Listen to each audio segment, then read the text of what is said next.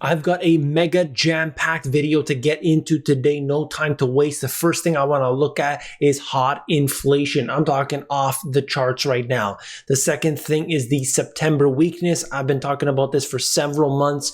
Pay attention to September. I've been saying it over and over again. I'll give you some more details related to it and what you can expect. And the third thing is related to Cathie Wood. Cathie, nobody knew who I was 2 years ago. Wood has made some changes to the portfolio, and I want to talk about that because it affects a lot of the retail investors. Let's go. Okay, so let's get serious for a minute right now. We are talking about the producer price inflation. This is going to lead us into the consumer price inflation. So you have PPI and CPI. Producer inflation accelerated in August as wholesale prices rose a record 8.3% from a year ago. This doesn't stop. All right, you could see the statistics, but understand that we have seen the biggest increase on record going back to 2010. I don't know if they have the chart in here, but let me show you. You could see it on these different statistics. I'm pulling from, of course, Reuters. I'm pulling from Bloomberg. I'm pulling from CNBC. They're all calculating the same data, but this will, in fact, affect you as the consumer. If the businesses are paying higher prices on the raw materials, they're going to give that to you in the form of what you've got to pay for at the store, whether that's coming in the form of food or energy or anything. You as a consumer have to pay more. So when we get that data, I will bring it to you. Inflation continues to see the impact of the effects of 2020 and 2021, including the strong demand and supply constraints. The demand impact will likely fade over the coming months. Oh yes, it's transitory, but there's more risk from supply chains if they continue to be disrupted by outbreaks. There's a different story going on here. This is kind of the reason I show you these articles here is not because I necessarily agree with what they're saying. I bring that to give you the mainstream view because that's where that multi-billion dollar and even trillion dollar investment money is going in and out of and will, of course, ebb and flow as a result. More strategists say a storm is brewing in the US stock market. So obviously you saw the thumbnail. I am not saying that this is going to happen, but I have highlighted that September is an issue historically, but looking at it this year, particularly with the Federal Reserve and the FOMC meeting, that's huge. We all know that. Quote, global stock markets may be entering a period of turmoil. Calls for market volatility are growing louder on Wall Street. But still, if you actually look at it statistically, it is a very small group of people, but the group is growing. The fact is that they're talking like this at the same time they are raising their targets for the S&P 500, and they are also suggesting that nothing could ever go wrong. The risk that the correction is hard is growing. Valuation corrections don't always require market pullbacks, but they do constrain returns. Don't worry, nothing's going to happen. Nothing's going to happen. But you got to understand, looking at this, right? This is the valuations on the S&P 500. The PE ratios are off the charts. You could see that for yourself. You look at this under any metric, and I will show you more later on this video if you stick with me. So many different metrics show the overvaluation. The latest views hails from Deutsche Bank, Goldman Sachs, and echo earlier pronouncements from Morgan Stanley, Citigroup, and Bank of America. 5 of the big banks saying, we got issues here. While investment banks tend to be measured in their outlooks, there are common threads that underpin their predictions that the market is vulnerable. Valuations are at historical extremes. Stocks have rallied nonstop for 7 months. The economy looks soft and the Fed is preparing to taper stimulus. That's the big news, and that's the honest truth about what we're seeing today. Now, of course, things could change in an instant, but we can look at some facts because the stock market is one thing. That's one thing. But what about the economy? What's happening? And we can understand why it's happening. That's one factor. But what really matters? You. That's really all that matters. How much you got to pay for stuff, what's left over at the end of the month, and how, you and your livelihood and your family and so on. Customers face permanent food shortages fueled by lack of lorry drivers, warns industry leader. I believe this is the one that was sent to me by a subscriber. The farm-to-fork supply chain is missing around 500,000 of the 4 million people that usually work in the sector. Huge, huge changes, okay? So all that matters though, why this is happening, this and that, okay? You are going to pay more. Food is getting more expensive in the US. So you've got problems in the UK, but guess what? It's going on in the US. Guess what? It's going on in Canada, in Australia, everywhere. Everywhere you look.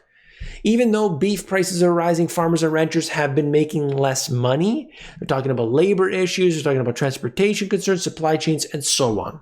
It's a combination of all of these factors. It's very difficult to say what happened exactly, what does this do and that do, and so it goes on. And you have to understand that what we're seeing today, 2020 and beyond, these are radical changes that have created a permanent shift.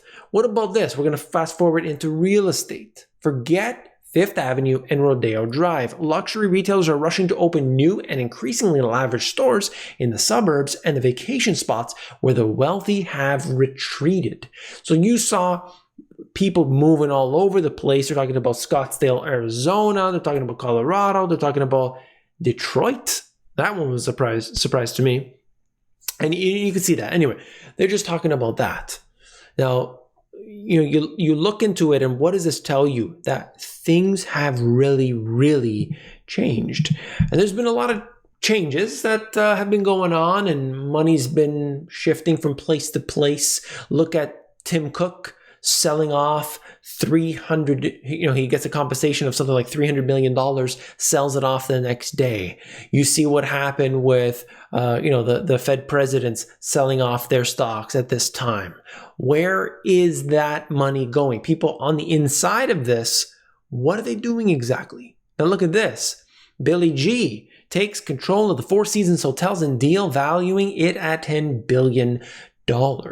He has a controlling stake, big stake here. All cash deal by Cascade Investment would give the hotel company an enterprise value of $10 billion. Isn't this the time? When they say buy when there's blood in the streets, like Sir John Templeton, well, you've got the hotel industry suffering very badly. And now you have somebody with a lot of cash swooping in and buying it up. This is the way it happens.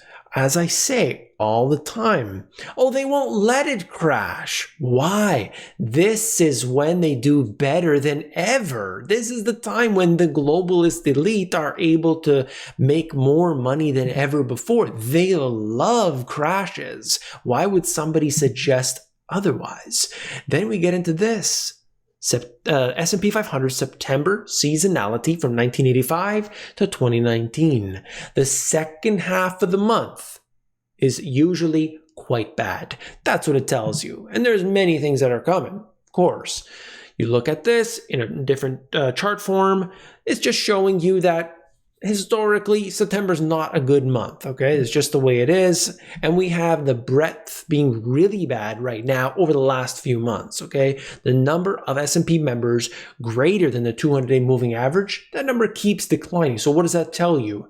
While the stocks are towards their all-time high, although they've come down several days in a row, this just gives you this idea that there's only a handful of stocks that are keeping it pushed up to these levels, all right? Now, that's a lot of detail, I know, but I want to summarize and I want to look at something right now in the Money GPS Insights. Inflation is picking up all around the world, and this is ultimately being controlled by these super low interest rates. On a global scale, central banks have started to tighten, but quite frankly, it is too late. Once inflation gets going, it's very difficult to stop. Investors, listen up. You must be readjusting your portfolio to withstand volatility. If it's not already positioned that way, consider the possibility that things may change. A lot to move through. I want to give you some information here, and I got to give it to you quick. Sprott Physical Uranium Trust. This is interesting. It's been buying up a lot of uranium, and you could see the performance has been doing very, very well. I thought it was interesting. People have been asking me about uranium, and there are different ways to play this, but this is the physical uranium, and people are pumping their money in. It's brand new and seems to be getting a lot of attention. I forgot to include this one before. I'll touch on it now, but essentially what we're looking at here will connect me into the next point anyway. Broad credit growth could bottom in September. This is basically talking about what we say with the China credit impulse. The China credit impulse is essentially an indicator that we look at because it tells us the future. And essentially, when China starts to reduce the amount of money that are being pumped out through bank loans and so on, as they show in here, corporate bonds, loans, government bonds, broad credit growth in a year-over-year percentage, just showing you that the blue line, if I could pull that out, I'd probably explain it better. You can see that blue line essentially corresponding to all these other things, okay, loans, corporate bonds, and so on. It had been declining. The suggestion here is that we have bottomed out and could go up from this point. And that right now, when we see a decline in the amount of loans and so on being given out in China, that usually dictates a future slowdown in the rest of the world. This Is it the bottom? We'll see. We'll see. I don't know. But I just wanted to show you that. And of course, connected in with all of what we have seen, things are getting wacky. Things are getting crazy. Speaking of wacky and crazy, look at this. These 4 different indicators showing you earnings, showing you this and that. We're on the most ridiculous levels on basically every single metric. In fact, looking at this from Deutsche Bank, equity valuations are in the 98th to 100th percentile on almost any metric, excluding the 1990s tech bubble period, and well into the 90s in percentile terms, even including it. You see that? Based on so many different indicators, we've gone off the charts. Does that mean it crashes tomorrow? No, not at all. What it means is that this is not normal. The time frame that we are in today is not normal. You're living through it, you're investing through it, and you're watching it happen day by day. Now, Cathie Wood making a joke at the beginning, of course, just trying to highlight the fact that things change quickly. That's all. Cathie Wood's ARK Invest dumps over $100 million worth of Tesla stock. Did she get rid of it all? No, absolutely not. But it just shows you that, sometimes you got to trim your winnings. That's the way it works, right? And just showing you, they're saying at Wednesday's closing prices, that would have valued at the sales at roughly $100 million. Okay, that's all. The funds are up 50% in the past year. Also, Cathie Wood shedding some of her China positions. We have not eliminated our positions, but we have reduced our positioning in China dramatically, and we have swapped some of our holders, which became losers, into companies that we know are courting the government with common prosperity. A smart move, no doubt, if that's the way that they're going to position themselves. But I just found it to be interesting because so many people, they're watching what she is doing. Speaking of China, angry Evergrande homebuyers protest against construction halt. Here you have a company that's basically going belly up, and the people who have put their money in are saying, okay, can we have our money back? Like, what's going to happen? Are we going to lose now? Are we going to lose out?